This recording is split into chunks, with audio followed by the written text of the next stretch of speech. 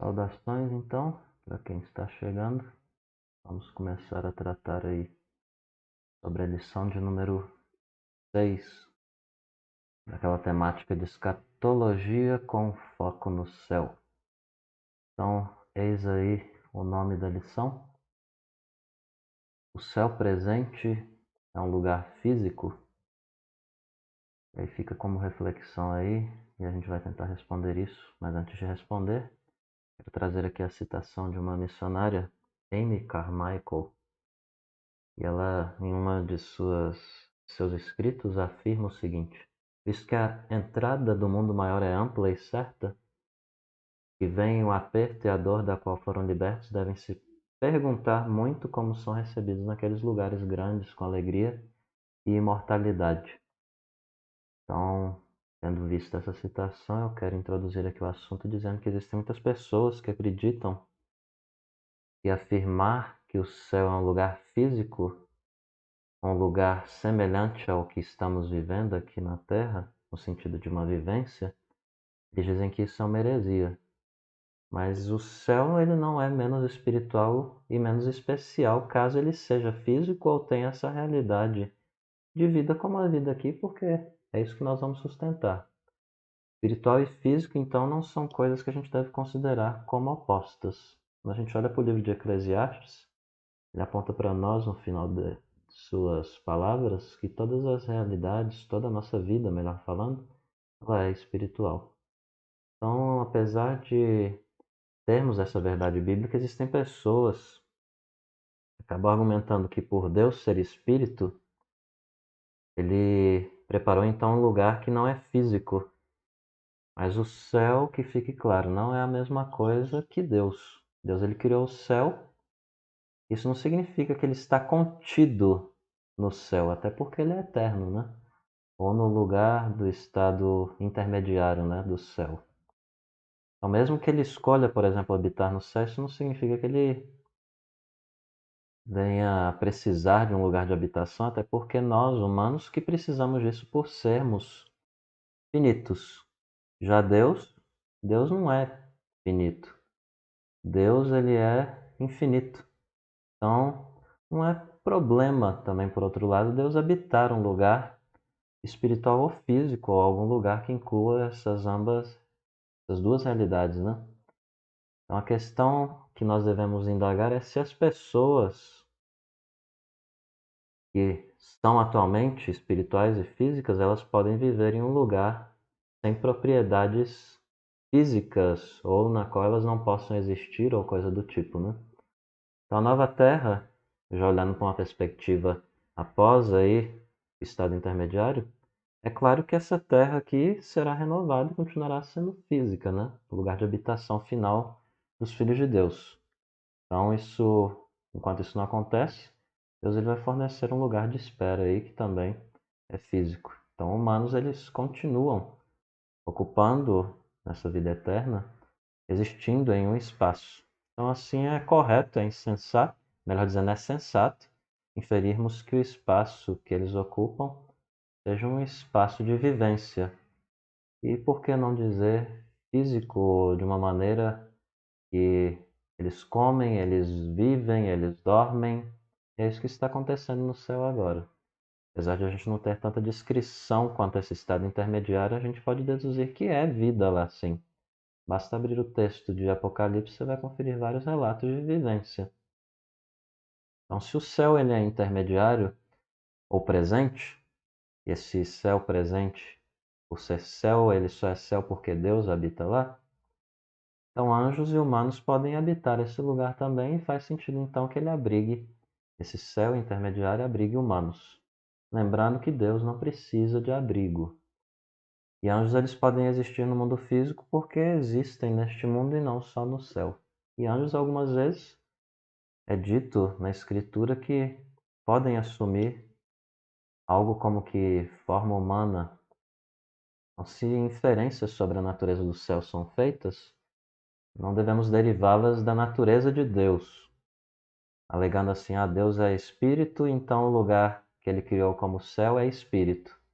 É porque são duas coisas diferentes. O Deus nosso não é o céu.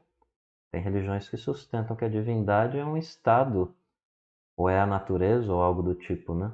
Ou que todos e tudo é Deus. Isso é mais característico de visões orientais. Nós não acreditamos assim. Acreditamos que existe um Deus, que existe um céu, são coisas distintas, lembrando que Deus é um ser único e infinito e que existe fora do espaço e tempo e pode resolver agir com aspecto temporal, né? Intervir. O Deus que é transcendente e ao mesmo tempo também ele tem como característica a imanência. As deduções que nós fizermos devem ser embasadas sobre a natureza da humanidade. Lembrando que não é um problema para Deus habitar ou intervir na esfera onde a humanidade habita. Então a questão é se humanos podem existir como Deus, fora do espaço e tempo. A questão é a seguinte, então. É esta, melhor dizendo. E Randy Alcorn, ele afirma que ele não tem certeza quanto a essa questão, esse assunto que eu estou tratando aqui, mas que com certeza, se isso for possível, na opinião dele, esse aspecto de humanos habitarem num lugar não físico ou sem espaço ou coisa do tipo, se é assim que é o céu intermediário, alega ele, se assim for, isso de qualquer maneira vai ser corrigido de maneira permanente e eterna com a ressurreição do corpo e a preparação para a vida na nova terra ressuscitada. E aí nós podemos fazer aqui uma indagação: por que as pessoas são tão resistentes à ideia de que o céu pode ser físico? E a resposta quanto a isso é por conta da ideia centrada numa crença não bíblica, de que o reino espiritual é bom, e enquanto que o reino material ou o mundo material é ruim. Isso daqui é uma visão que a gente coloca como platonismo. O Randy Alcorn ele prefere chamar isso de cristoplatonismo, uma mistura de cristianismo com platonismo, da visão de Platão, né? Que alega que o que é matéria é ruim e o que é espiritual é bom. Então a gente tem que tomar cuidado com essa ideia de Platão, filósofo grego que acreditava que as coisas materiais como terra, corpo, são ruins, enquanto que coisas imateriais como céu, espírito são boas. Então a gente tem que fugir desse platonismo porque isso não é a visão bíblica. A visão bíblica é uma visão com raízes no hebraísmo, na cultura hebraica, cultura judaica. E para a gente entender um pouco dessas ideias aí, que acontecem dentro da igreja, é útil aqui a gente falar que a igreja, ela foi influenciada sim, e hoje, até hoje mesmo, há em maior ou menor grau influência do platonismo. Mas aqui a gente vai citar como isso começou lá no período ali próximo à igreja primitiva. Esse platonismo aí, esse cristianismo platônico, ele tem muita influência de Filo, que é um indivíduo que viveu ali próximo a 20 a.C., 50 depois de Cristo, e Orígenes, que viveu depois de Cristo, em 185 a 254. Muitas outras pessoas abraçaram as ideias e os ensinos destes homens aí com essas tendências platônicas, alegando que a visão realmente apropriada seria uma de que os espíritos humanos eles são melhores sem corpos, alegam esses indivíduos aí, né? E que o céu é um estado desincorporado. Eles acabam rejeitando a ideia do céu como lugar físico e acabam espiritualizando esse céu, ou às vezes pessoas que seguem essas ideias aí acabam rejeitando até mesmo o ensino da Bíblia de pessoas ressuscitadas habitando em uma terra ressuscitada no estado eterno e final. Eles vão além do estado intermediário e falam que na vida eterna, no fim de tudo, depois do julgamento, vai ser uma vida sem corpo, vão ser só espíritos ou alma habitando um lugar que não é material. Então, o platonismo ele acaba tendo um efeito devastador sobre a nossa habilidade de entendermos o que a Bíblia fala sobre o céu. E ainda mais sobre o céu eterno, que é a nova terra, né? E é até curioso, é nova terra, mas não é terra? Então existem pessoas que não acham espiritual a ideia de ter corpo, né? Quando seguem essa tendência aí, acham que comer não é espiritual, que viver a vida em uma terra física não é espiritual. Essas pessoas estão obviamente debaixo da influência do platonismo. Então acreditar que corpos, terra, coisas materiais são ruins, não espirituais, acaba levando essas pessoas a rejeitarem ou espiritualizarem qualquer revelação da Bíblia quanto à ressurreição dos corpos, características físicas da nova terra, e assim sucessivamente. E isso é o que tem acontecido na maioria das igrejas, é o motivo para as pessoas cristãs, obviamente, e não cristãs também, falharem em aceitarem uma doutrina bíblica do céu. Esse cristoplatonismo, ou platonismo, se você quiser utilizar esse termo, ele fecha a mente para a possibilidade de que o céu, no presente momento, não seja uma vida semelhante à vida que estamos vivendo aqui, com a diferença de que as pessoas estão no estado dividido, no sentido de que elas não estão com o corpo ficou aqui, virou pó, vai para o pó, e a outra diferença é que não há essa realidade opressora do pecado como temos aqui na nossa vida presente. Lembrando que há algo melhor do que a vida no estado intermediário. Romanos fala disso, que esse estado melhor é a vida eterna com Deus, né? Corpo, terra ressuscitada, ressurreição geral. Então, o primeiro tópico da lição aqui é céu como substância, terra como sombra. E no clássico chamado Paraíso Perdido, uma obra do século XVII de John Milton, ele descreve o Éden como se fosse um jardim cheio de flores aromáticas, frutas deliciosas, grama macia, água deliciosa, e também liga esse Éden com o céu, como a fonte da existência terrena, retratando o céu como um lugar de grandes prazeres e a fonte dos prazeres da terra. E aí na história é contado ali que é contado nessa história que o anjo Rafael ele pergunta a Adão, lembrando que isso aqui não é a Bíblia, tá, gente? Isso aqui é literatura. Então o anjo Rafael pergunta a Adão o seguinte: e se a terra ser senão a sombra do céu e as coisas ali, uma a outra se parecerem, mais do que na terra é imaginável?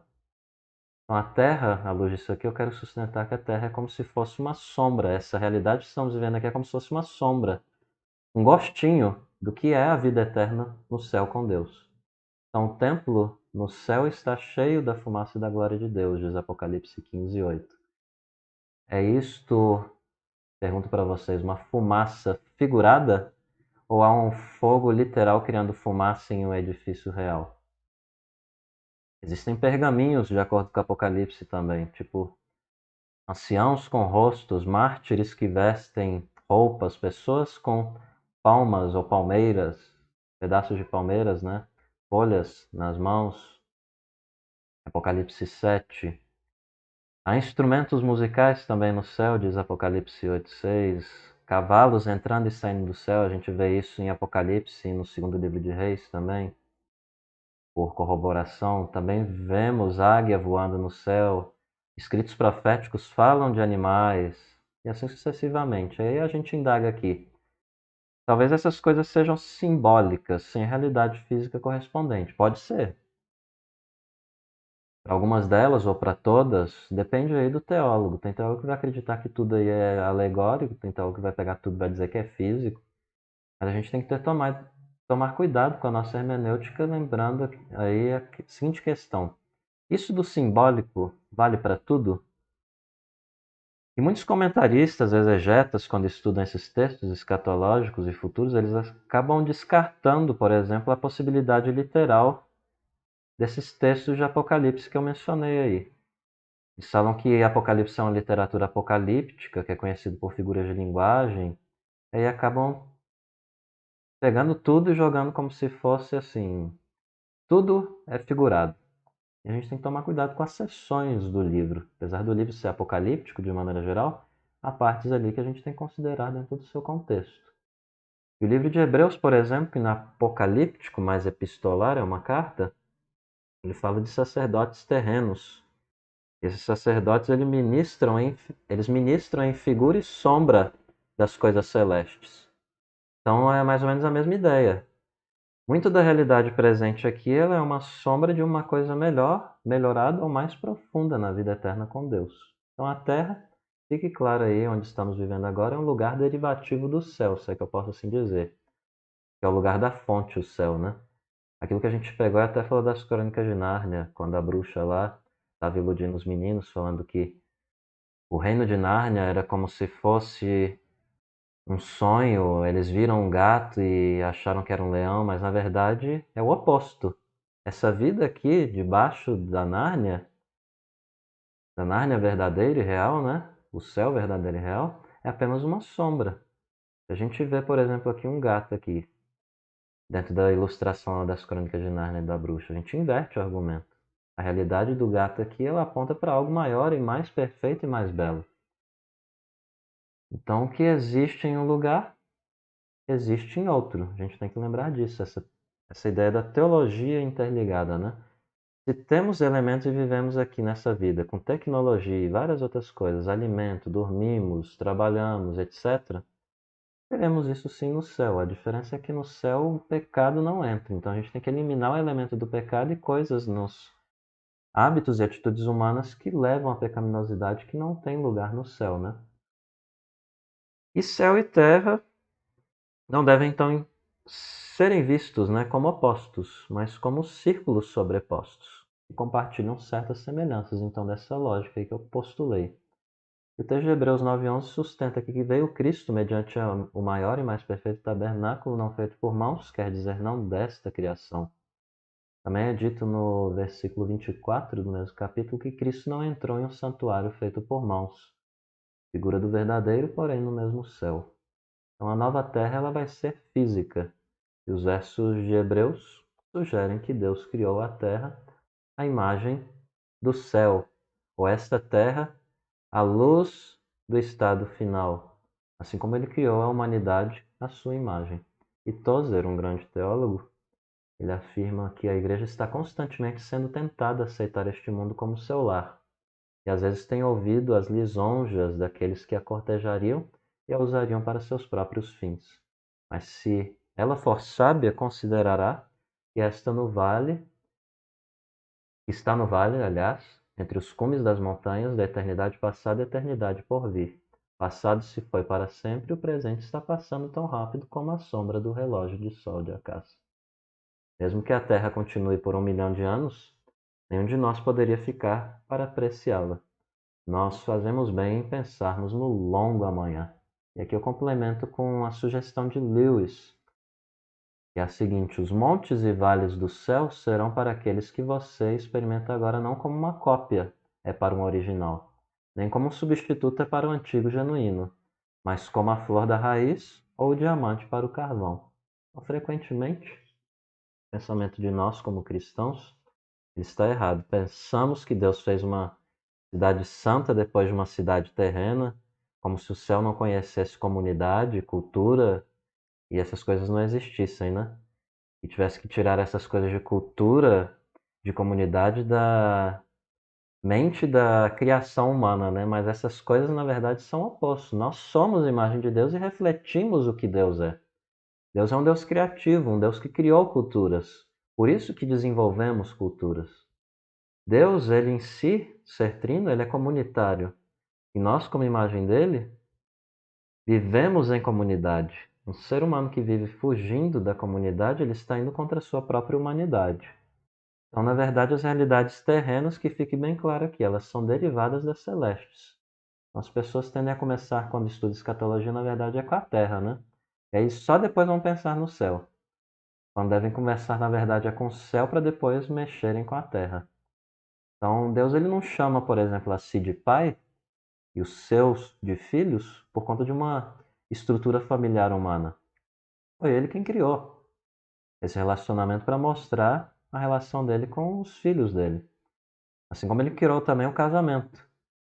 O casamento entre Cristo e a igreja, e isso revela aí o amor desse Cristo por sua igreja, que acaba tendo reflexo, o ser humano, por ser um ser tel-referente, viver tendo Deus em referência, também tem o casamento conforme instituído por Deus. Então, comparado ao que foi, o mundo de agora é apenas uma terra de trevas, sem cor, bidimensional. Apesar de ter coisas boas, ainda ela não está no todo do que ela um dia foi e ainda virá a ser melhor ainda do que já foi.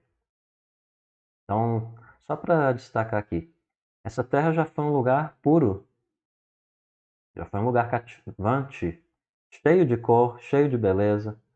Cada encosta, por exemplo, cada montanha, cada cascata, animal, gracejando nos campos, tudo isso acenava como se fosse um convite, tipo chamando assim: venham, vamos viver aqui nessa maravilha que Deus fez.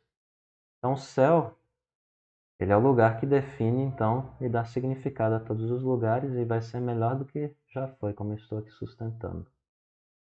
E um outro tópico da lição aqui, prosseguindo, é paraíso sugere um lugar físico. Em Lucas, na crucificação, Jesus ele falou a um dos bandidos o seguinte: em verdade te digo que hoje estarás comigo no paraíso. E aí? Jesus ele estava se referindo ao céu presente, mas por que ele chama esse lugar de paraíso? Então, para a gente entender o que é paraíso, aí a gente tem que fazer um estudo, de certo modo, um pouco exegético. Essa palavra paraíso, ela é derivada de uma palavra persa. Eu não sei como fala essa palavra, eu vou falar de maneira portuguesa, porque eu nunca estudei persa. Mas isso você encontra essas informações em léxicos, enciclopédias exegéticas e coisas do tipo. A palavra persa, então, para paraíso é Pairidaisa. Não sei se fala assim. Ou Paraidaesa. Alguma coisa desse tipo. Que significa o quê? Um parque murado. Ou um jardim fechado. Isso lembra muito a linguagem do Éden, né? E essa palavra era usada muito para descrever, por exemplo, de acordo com esses dicionários exegetas, os jardins murados dos palácios reais do rei persa Ciro. É até mencionado na Bíblia, né? Septuaginta, que é a versão do Antigo Testamento hebraico traduzida para o grego, a palavra grega para paraíso, ela é usada para descrever o jardim do Éden. Em Gênesis 2:8 e Ezequiel, por exemplo, 28:13, você vê a palavra lá. E posteriormente, por conta da crença judaica de que Deus ele haveria de restaurar o Éden, a palavra paraíso virou um termo para descrever o estado eterno dos justos e, em menor grau, o céu presente. Então, o termo ele não se refere, por exemplo, à natureza selvagem, mas à natureza debaixo do domínio humano. Jardim ou parque ele não foi deixado para crescer por si. A gente vê isso na história de Adão e Eva. Pessoas, então, trazem sua criatividade para fazerem o quê? Administrarem, cultivarem, apresentarem esse lugar, essa terra, que é o jardim, né? Ou o parque. O Éden é a terra, né? Podemos assim dizer. Fazer administração desse lugar, lidar com ele, cultivando, isso tudo aí para a glória de Deus. E um teólogo bastante conhecido, tem até escritos de teologia sistemática, Alistair McGrath, ele afirma que a ideia de um jardim murado que abrange uma área cuidadosamente cultivada de plantas e animais extraordinários era o símbolo mais poderoso do paraíso disponível para a imaginação humana naquela ocasião, né? Misturando as imagens da beleza da natureza com a ordem da construção humana. E toda a história humana, portanto, envolvida na sutil interação de tristeza por um paraíso perdido e a esperança de sua restauração final. E aqui eu trago aqui só para complemento uma ideia que a gente vê no judaísmo do Novo Testamento, à luz dessa obra aí, ó, Dicionário Teológico do Novo Testamento, do Gerhard Friedrich e do Gerhard Kittel. E esse dicionário aí, que é um dos melhores, na minha opinião, se não for o melhor, obviamente, eu acredito que é o melhor de exegese, está escrito o seguinte aí, segundo esses autores: o local do paraíso reinaugurado é quase sem exceção a terra. A crença na ressurreição deu garantia de que todos os justos, mesmo aqueles que estão mortos, teriam uma parte no paraíso reinaugurado. Eles estão falando do judaísmo do Novo Testamento, né? Então, o paraíso, que fique claro aí, ele não era visto como uma mera alegoria com um sentido espiritual ou metafórico ou coisa do tipo, mas era um lugar de fato físico onde Deus e seu povo estão vivendo juntos, cercados por beleza física, por alegria, desfrutando grandes prazeres. E Apocalipse indica que ao vencedor, a promessa da parte de Deus, né, dar-lhe-ei que se alimente da árvore da vida que se encontra no paraíso de Deus. Alimentação, né? Mesmo que você não considere esse texto literalmente, você considera a luz de outros escritos de Apocalipse, que é a vida, e ela tem essa continuidade. A gente vai tratar muito sobre isso. É uma obra excelente, Criação Restaurada. Se não me engano, é o título da cultura cristã que fala um pouco disso, um livro de bolso. Eu acho que eu vou citar ele aqui, se não nessa lição, nas próximas à frente. Então, Mesmo a árvore da vida física que estava no Éden, a gente encontra no livro de Apocalipse, na Nova Jerusalém, a nova terra, né? Em Gênesis 3:24 é dito que o homem foi expulso, né, por conta do pecado do jardim, numa localização específica ali do Éden, ou do Jardim do Éden, de acordo com a interpretação que você quiser seguir. Colocou querubins ao oriente desse jardim e o refugir de uma espada que se revolvia para guardar o caminho da árvore da vida, porque se ele tinha comido do fruto do conhecimento do bem e do mal, estava morto, seus delitos e pecados, se ele tomasse da árvore da vida, viveria eternamente, separado de Deus, né? Então, o paraíso do Éden, com sua árvore da vida, ela manteve sua identidade como lugar físico, mas não mais acessível à humanidade, de acordo com o relato de Gênesis. Foi guardado por querubins, né? Que são residentes no céu, onde Deus está. É para utilizar a linguagem do segundo livro de Reis. Esse Deus está entronizado acima dos querubins, né? Então não é indicado que o Éden tenha sido despido de sua fisicalidade. Se transformou em uma entidade espiritual, vai sustentar aí, por exemplo, o Randy Alcorn. Existem teólogos que discordam disso. Aí você fica à vontade quanto a essa questão. Fica aí para estudar, refletir depois. Então Deus ele não acabou com o Éden, ele não destruiu a terra, não preservou como se fosse uma peça de museu isolada a sete chaves, mas ele promete em um Éden renovado, um lugar ressuscitado onde a humanidade ressuscitada habitará novamente com ele até certo ponto. Isso aí tem a ver com a transição aí do estado intermediário, né, o céu presente. E é parte também do que haverá de ser a vida eterna com Deus. Segundo Apocalipse 2:7, que nós já estamos mencionando aí bastante, a árvore da vida ela está presente na vida eterna. Isso fique claro, tem duas interpretações majoritárias. Tem gente que acredita que vai haver uma árvore da vida mesmo no céu, na terra aqui renovada, e tem gente que acredita que isso é apenas uma linguagem simbólica, referindo-se à vida eterna ou algo do tipo daqueles que vão estar com Deus eternamente, né? A vida em Deus, com Deus para sempre. E quando a gente olha lá, por exemplo, o relato de Adão voltando e Eva, a gente observa que Deus ele vinha na viração do dia, nos fins dos dias, ao Éden, naquele lugar que eles estavam ali, para visitá-los, né? O que ele não fez depois, né? Quando eles foram banidos desse lugar específico aí, geográfico. Mas que fique claro que o Éden ele é especial para Deus, a árvore da vida na nova terra ou na nova Jerusalém indica que os elementos do Éden, físicos e originais, eles vão ter aí parte, vão estar presentes de alguma maneira, seja literal ou figurada, mas é num lugar renovado, essa terra renovada, com propriedades físicas, capaz de conter objetos e questões físicas. E prosseguindo então, temos aí um outro tópico da lição, que é uma pergunta que frequentemente acontece quando a gente estuda isso. Pessoas elas têm corpos intermediários no céu presente? Tem teólogos que vão sustentar que sim, tem outros que vão dizer que não. Mas vamos seguir aqui a linha proposta pelo Randy Alcorn, e naquilo que ele for falando eu vou discordando, mostrando outras visões conforme eu prometi a vocês. Então, diferente de Deus e dos anjos, que são espíritos, dentro da visão aí do autor, humanos são, por natureza, espirituais e físicos.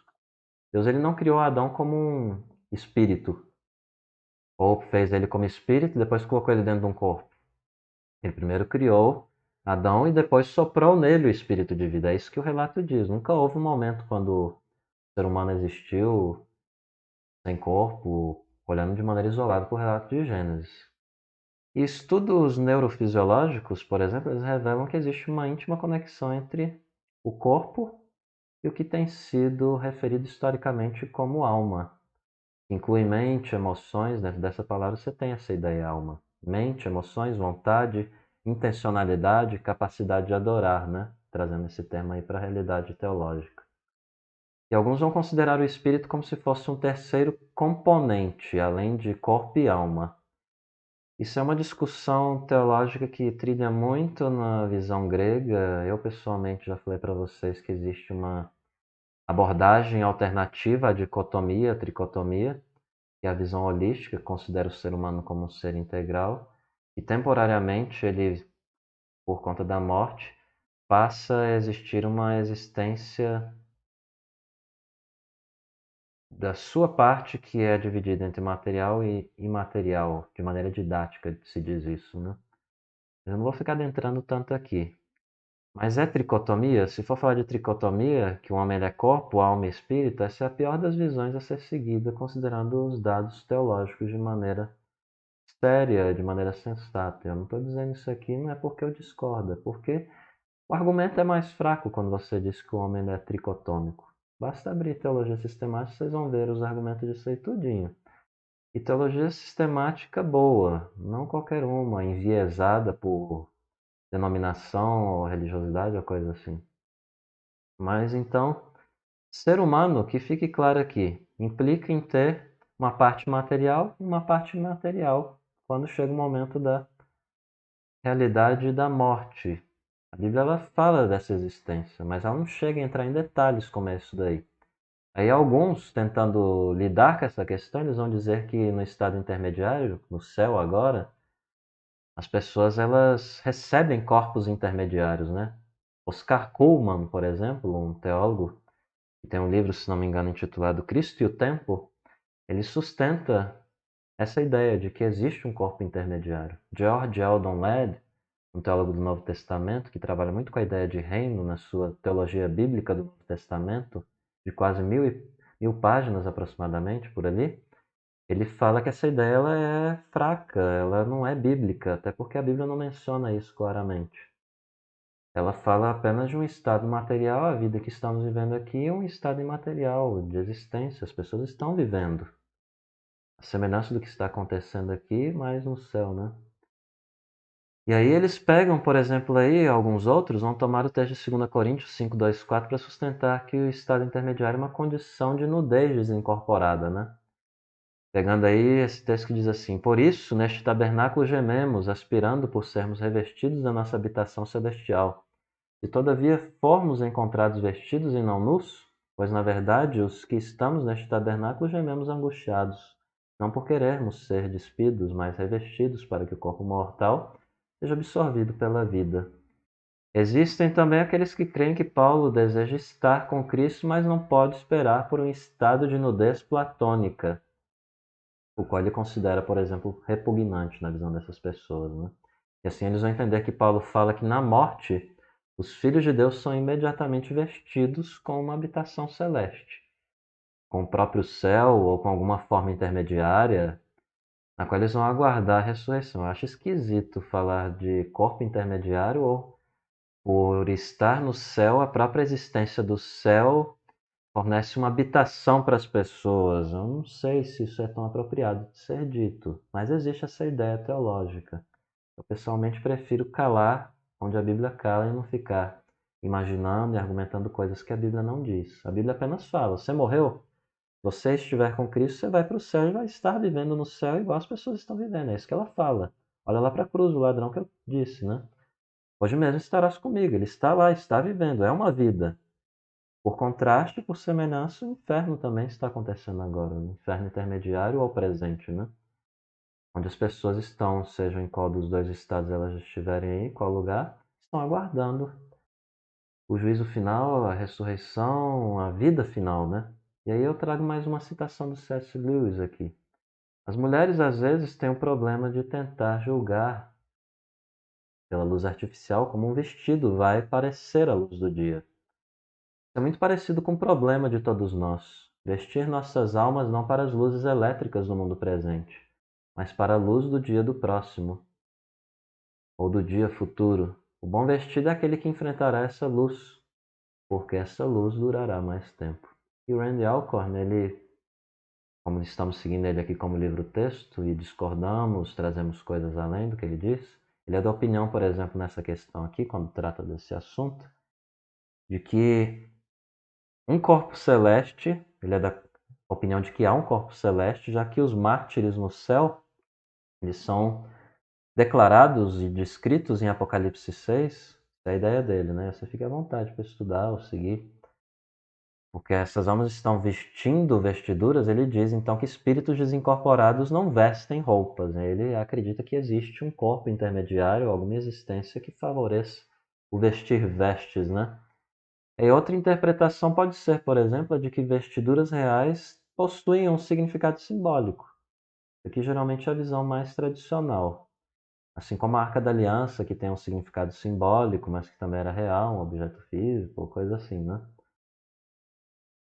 E essas vestiduras, elas podem ter apenas um significado simbólico, assim como muitas das coisas acontecem no livro de Apocalipse, por exemplo, apontando para o fato de ser coberto pela justiça de Deus, ou de Cristo.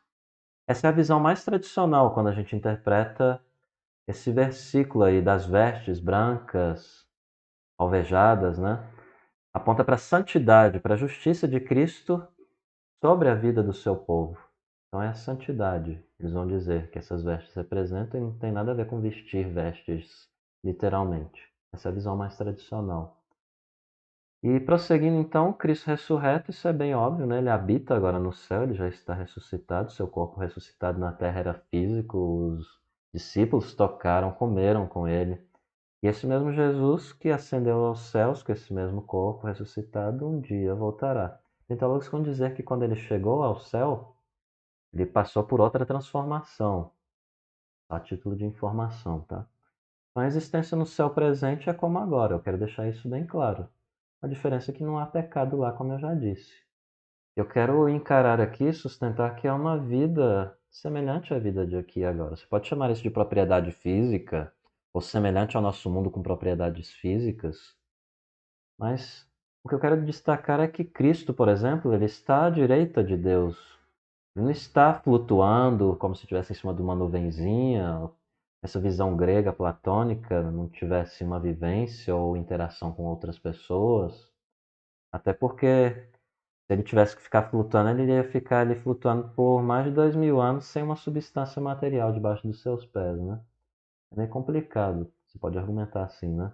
Ele poderia ficar flutuando por 2000 anos? Poderia, mas ele fez ou faz? É a tese aí do Randy Alcorn, né?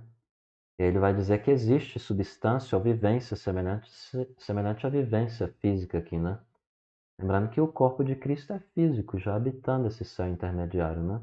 É possível assumir, diz ele, à luz disso, do corpo de Cristo, que há objetos físicos, há formas físicas, há vestiduras literais. Essa é a ideia do autor, né? E ele vai dizer ainda mais, que parece que Enoque e Elias foram levados para os céus, ou para o céu em seus corpos físicos. Então ele vai dizer que Enoque e Elias aí, como não encararam a morte, né, foram transladados, levados a Deus sem encararem a morte física. Tem teólogo que vai dizer que eles passaram por uma transformação do corpo deles para que pudesse esse corpo habitar no céu. E eles vão dizer que eles estão habitando agora com o corpo já lá na vida do estado intermediário agora, no céu presente. Tem outros que vão dizer que eles morreram, foram levados e aí no meio do caminho morreram. Isso aí eu acho que já é meio estranho, né? Eu acho que a gente não deve ficar pensando muito nessas coisas porque isso não é tão vital.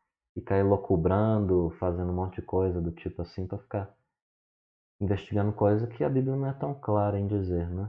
Então andou com Enoque com Deus e já não era, né? Porque Deus o tomou para si. Mas o texto ele deixa isso aí bem claro, né, para nós que é um fato. Então, aparentemente, o corpo de Enoque, vai dizer Randy Alcorn, ele não foi deixado para trás para ser enterrado. E a Septuaginta, por exemplo, quando a gente olha a versão do hebraico traduzida para o grego, ela fala nessa ocasião aí que Enoque já não foi encontrado, na linguagem, né, literal.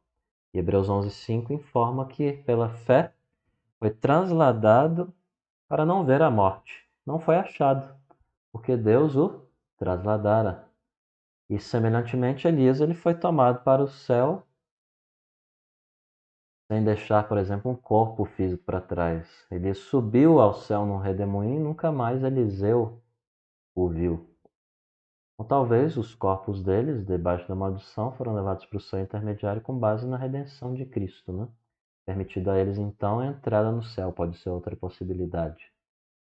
E aí podem estar vivendo então, como eu disse, pré-ressuscitados, vão dizer outros, né? Também no céu, assim como Cristo está vivendo lá em seu corpo ressuscitado. E devido ao menos 3 pessoas, vão alegar alguns teólogos, né? Ao menos Cristo é claro, né? Que ele está lá, corpo físico à direita de Deus, ressuscitado. E isso aponta então para algum tipo de existência semelhante à existência presente, que fique sustentado ao menos isso aqui para nós. É o mínimo que você tem que sair sabendo daqui. E o caso de Moisés e Elias, por exemplo, que apareceram com Cristo na transfiguração, parece indicar essa tese aí, né?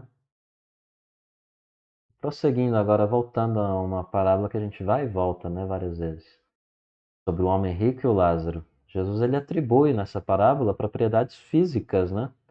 Alguns aspectos físicos que a gente pode, respeitosamente nos limites, aplicar aqui quanto a essa questão, né, que estamos tratando. Olha aí o que diz o texto. Havia certo homem rico que se vestia de púrpura, de linho finíssimo e que todos os dias se regalava esplendidamente. Havia também certo mendigo chamado Lázaro, coberto de chagas, que jazia à porta daquele e desejava alimentar-se das migalhas que caíam da mesa do rico e até os cães iam lamber-lhes as úlceras. Aconteceu morrer o mendigo, ser levado pelos anjos para o seio de Abraão. Morreu também o rico, foi sepultado. No inferno, estando em tormentos, levantou os olhos, viu ao longe Abraão e a Lázaro no seu seio. Clamando, então disse: Pai Abraão, tem misericórdia de mim, manda a Lázaro que molhe em água a ponta do dedo e me refresque a língua, porque estou atormentado nessa chama. Disse, porém, Abraão: Filho, lembra-te de que recebeste teus bens em tua vida, e Lázaro igualmente os males. Agora, porém, aqui ele está consolado, tu em tormentos. E, além de tudo, está posto um grande abismo entre nós e vós, de sorte que os que querem passar daqui para vós outros não podem, nem os de lá passar para nós. Então replicou: Pai, eu te imploro que o mandes à minha casa eterna, porque tenho 5 irmãos, para que lhes dê testemunha, a fim de não virem também para este lugar de tormento. Respondeu Abraão: Eles têm Moisés e os profetas, ouçam-nos. Mas ele insistiu: Não, pai Abraão, se alguém dentre os mortos for ter com eles, arrepender-se-ão. Abraão, porém, lhe respondeu: Se não ouvem a Moisés e aos profetas, tampouco se deixarão persuadir, ainda que ressuscite alguém dentre os mortos. Então tem muitos elementos aí que a gente tem que tomar cuidado ao fazer uma transposição do ensino. Vamos refletir aqui um pouco. Existem pessoas que tomam essa história, essa parábola, que um princípio básico na hermenêutica para parábola é que existe um ensino central. E a ideia central aqui é a consequência das escolhas da vida das pessoas para a vida após a morte. A sua escolha, o que você faz aqui, tem implicações eternas. Esse é o princípio geral e básico dessa parábola, que fique claro. E aí tem pessoas que vão pegar, por exemplo, e acreditar que Lázaro e o homem rico não foram pessoas reais, ou que as referências ao fogo, sede, língua, não tem a ver com realidade física. Depende do intérprete, depende das pessoas. Tem coisas aí que eu discordo, tem coisas que eu concordo. E a gente pode tratar disso aí um pouco depois da aula, né? A gente não ficar investigando demais esse texto. Mas aqui a gente não deve pegar, por exemplo, também por um outro extremo, sustenta o Randy Alcorn, que é pegar um texto e achar tudo literal, por exemplo. Ou por outro lado, achar que tudo é alegórico. A gente tem que equilibrar, considerar o texto no seu contexto. Então, muito dessa parábola aí que estamos considerando, ela tem linguagem figurada, de fato. Mas é errado você, por exemplo, pegar e achar que ela só é figurada. Que a vida após a morte significa pessoa desincorporada, que não existe um lugar físico, por exemplo, extrapolar algumas coisas, né? Nessa história, hoje, os detalhes eles são bem concretos a respeito da vida após a morte e também servem para nos ensinar quanto ao céu e ao inferno, e alguns dos seus aspectos. É uma parábola aí, muito interessante esse detalhe aqui que eu vou dizer para vocês. Essa é a única parábola, dizem os teólogos, em que Jesus dá um nome específico para alguém na história. E talvez isso aí signifique algo, vão dizer esses teólogos, que Jesus estava falando realmente de uma pessoa real, que tinha esse nome. E aí, seguindo essa linha de argumentação, então Jesus ele estaria falando do que aconteceu a dois homens, se você seguir essa interpretação, uma interpretação possível em cima do texto. E aí considere então os maiores elementos da história aqui. Ó. Quando Lázaro morreu, anjos o levaram para o paraíso. O homem rico morreu e foi para um lugar de tormento. Lázaro está com Abraão e, por inferência, com outros. O homem rico está sozinho, não é mencionado alguém com ele. Céu e inferno intermediário estão separados por um abismo fixo. Então, neste caso aqui, as pessoas dos dois, na história, eles estão se comunicando de uma maneira limitada. E aí tem autores aqui que vão dizer que é possível você se comunicar entre céu e inferno. Eu acho que isso é extrapolar o texto. A visão mais conservadora e tradicional não acredita nisso.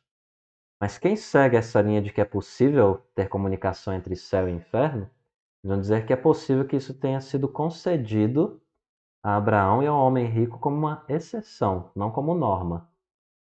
Então, doutrina sobre isso, se isso seja verdade, o que eu não acredito pessoalmente, porque é uma parábola, a gente não pode extrapolar esse ensino, esse princípio devagar demais por aí.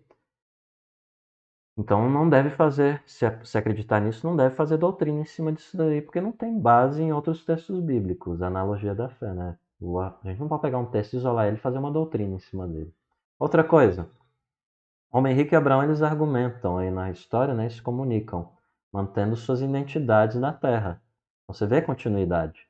Assim como Lázaro, então, indicando a continuidade aí direta da vida terrena com a vida após a morte. O homem rico e Lázaro são descritos tendo formas físicas, aparentemente, né? O texto deixa isso aí. O homem rico tinha uma língua, sede, queria satisfazer com água. Lázaro tinha um dedo e água estava disponível para ele no paraíso, na qual ele poderia mergulhar seu dedo. E são referências aí. Podem ser, sim, figuradas. Mas tem gente que vai pegar e dizer que pode ter a ver, em certa parte, aspecto físico. Existindo, então, um paraíso físico, sustentando a manifestação, identidade humana entre a morte e a ressurreição e como aspecto real e físico, palpável. O homem rico também ele se lembra dos irmãos perdidos, né? Aquilo que eu já falei para vocês, da memória não apagada, né? Você pode usar esse texto aí para reforçar isso. Ele expressa preocupação pelo bem-estar deles e pede para Lázaro ser enviado para alertá-los. Então, consciência após a morte, memória clara da terra, das pessoas da terra. E Abraão também ele afirma que não é possível atravessar o abismo entre céu e inferno. Eu acho que isso aqui é bem apropriado, né? Apesar de ser um diálogo entre Abraão e o indivíduo no inferno, eu acho que isso aí é apenas um diálogo hipotético, a minha interpretação pessoal, para ensinar que não tem como ter comunicação entre essas realidades e a vida presente aqui, em que estamos vivendo. Então a gente vai falar aí do problema da interpretação literal. Se for só literal, você vai extrapolar o texto e vai levar ele além do que convém, sugerindo muita coisa improvável e não ensinada em outros lugares da Bíblia. Como, por exemplo, pessoas no céu e inferno conversando entre si. Você pegar o texto e dizer que ele é todo literal. Esse é o problema da interpretação literal. Agora, o problema de uma interpretação só figurada é tornar difícil saber o que deve ser considerado sério, né?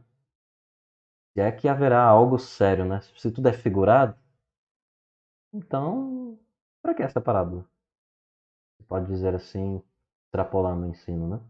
Então é preciso assumir uma interpretação equilibrada, que não insista que cada detalhe é literal e que reconheça a intenção de Jesus de descrever então aí as pessoas na vida após a morte, humanos reais, com pensamentos, capacidades, a mesma identidade, memórias, consciência de suas vidas e das relações delas na Terra. Então acho que isso é uma interpretação equilibrada. Então, Jesus ele quer que seu ouvinte veja o céu e o inferno como lugares reais. É isso que eu estou dizendo aqui nesse texto, a minha interpretação. Pessoas reais que vieram da Terra. Isso aqui é ensino sugerido direto e indiretamente em outros textos, por isso que eu estou sustentando isso. E aqui no texto, aqui nessa parábola, isso é sugerido de maneira mais gráfica, de maneira muito memorável para deixar isso cravado na nossa memória. Até porque a gente lembra muito das coisas mais por ilustração e imagem, né? Do que por escrita ou fala ou ouvir. E no céu e inferno intermediário, pessoas aguardarão aí o momento que Jesus disse, né? A hora em que todos os que se acham nos túmulos, que morreram, né? Ouvirão sua voz e sairão, os que tiverem feito o bem para a ressurreição da vida, e os que tiverem praticado o mal para a ressurreição do juízo. Então, enquanto aquele dia não chega, a Escritura ensina que os que morrem, eles vão para um lugar real, céu ou inferno intermediário, ou presente, se você quiser utilizar ao invés de intermediário. Com seres humanos conscientes, com as memórias de suas vidas e relações na Terra. Então, aqueles que estão no inferno, eles estão já agora vivendo em quê? Em miséria, desesperados. Aparentemente, parece que eles, sendo bem redundante, aparentemente parecem que estão isolados ou solidão é algo que impera lá, estado de tristeza, talvez seja isso. Enquanto que aqueles que estão no céu, a descrição do céu geralmente é companhia, é alegria, é conforto, é relacionamento com pessoas, é relacionamento com o Espírito Santo, com Deus, com Cristo. E aí a gente conclui essas reflexões aí. Eu acho que a cabeça de vocês devem estar aí, suas respectivas cabeças borbulhando, porque foi muitas ideias aqui e visões diferentes, né? A gente pode discutir aqui depois que eu fechar a gravação do vídeo. Então discuta aqui como recapitulação as perguntas e as respostas aí recapitulam, né, o que nós tratamos aqui. Discuta as implicações da seguinte citação de John Milton, extraída da obra Paradise Lost, Paraíso Perdido. E se a terra ser senão a sombra do céu e as coisas ali uma a outra se parecerem mais do que na terra imaginável? Embora muitos pensem no céu presente como lugar completamente não físico, há considerável evidência bíblica de que ele tem propriedades físicas. Quais algumas dessas evidências? Qual o seu ponto de vista? O que é cristoplatonismo e como ele se aplica à sua visão de céu? Ou platonismo meramente, né? Ressurreição final, nova terra. Pressupostos platônicos afetam a sua visão de céu? Segundo a Bíblia, quais algumas das coisas são semelhantes no céu e na terra? Em textos como 2 Reis 2:11, Hebreus 8:5, Apocalipse 7:9, 8:6 e 13, 15:8, 19:14, o que sugere que o céu pode ser um lugar físico? Quinto, a palavra paraíso vem de uma palavra persa, pairidaisa, ou ler assim, que significa um parque murado ou jardim fechado. Era usada para descrever os grandes jardins murados dos palácios reais do rei persa Ciro. A palavra grega para paraíso é usada para descrever o jardim do Éden e se tornou um termo para descrever o estado eterno dos justos e o céu presente. Jesus e Paulo falaram do paraíso. A árvore da vida, de Gênesis 1:2, está presente no paraíso. À luz disso, o que o uso da palavra paraíso para descrever o céu sugere quanto ao céu ter ou não componentes físicos? O que as descrições de pessoas vestindo roupas, falando no céu presente, implicam sobre a possibilidade de forma física humana no céu? E quanto a Enoque, Elias, a história contada por Cristo a respeito de Lázaro e do homem? Se as pessoas têm forma física no céu presente, é uma condição temporária, enquanto elas esperam a ressurreição final, que envolverá a reconstituição do corpo original. Você concorda ou discorda dessa visão? E aí nós concluímos por aqui, muita informação. Espero que você tenha sido edificado, aprendido um pouco mais aí dessas questões sobre a realidade física, uma vida palpável como semelhante modo à vida que temos aqui. Então eu concluo por aqui. Se alguém tiver alguma questão, pode colocar aí nos comentários e a gente discute.